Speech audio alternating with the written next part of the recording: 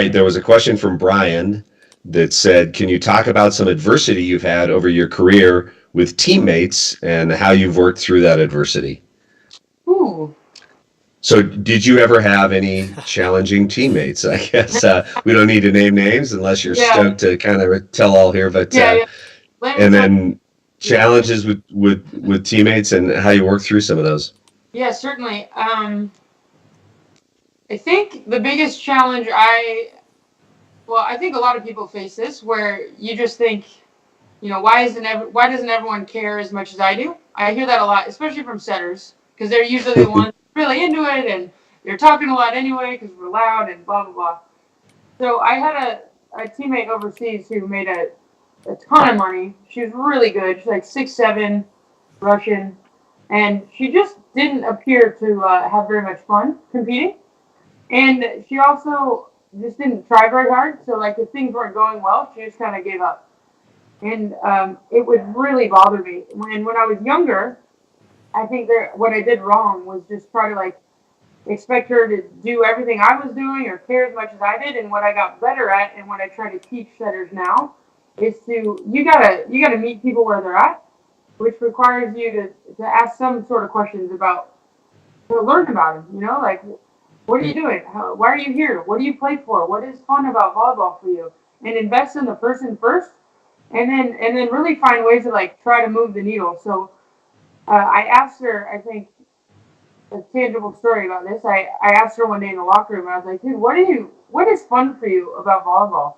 And she just gave me this dirty look. I was like, why do you care? And I hung in there.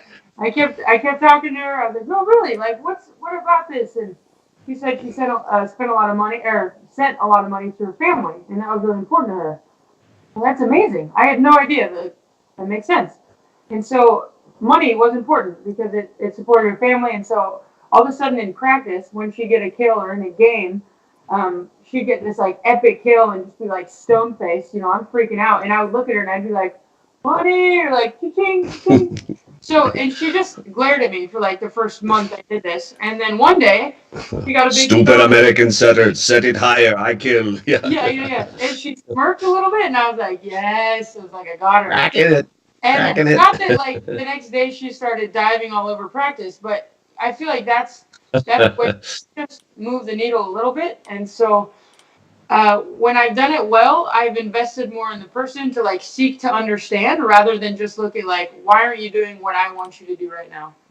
And then just see it for like in any way, like how we view the challenge is gonna make or break our experience in it. So how can I play this game, I guess, and try to learn about them and have fun with it rather than just like, oh, you're this, I hate you. Like, okay, it is what it is. What are we gonna do now?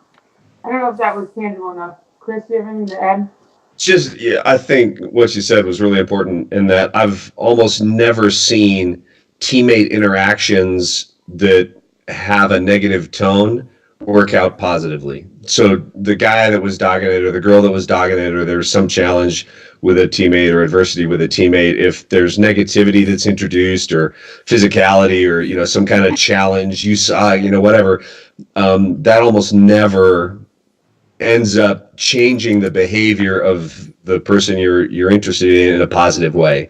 It almost always ends up in some kind of negative spiral, right? They just get more angry, more inside themselves, more likely to act out or misbehave. And so I just what you talked about, almost all interpersonal adversity, I think, gets fixed in a better way when what you talked about was this connection with people. And I remember I had a teammate, Steve Hayeda, and he was an outside hitter and I was an outside hitter, and we were two college knuckleheads. And I don't think I hated Steve, but I literally, there was bad blood, right? Because we were trying to occupy the same spot, and so he's competitive, I'm competitive, and we get after each other every day in practice. And if he ever screwed up, I'd silently be stoked, and if he ever did anything good, I'd silently be pissed.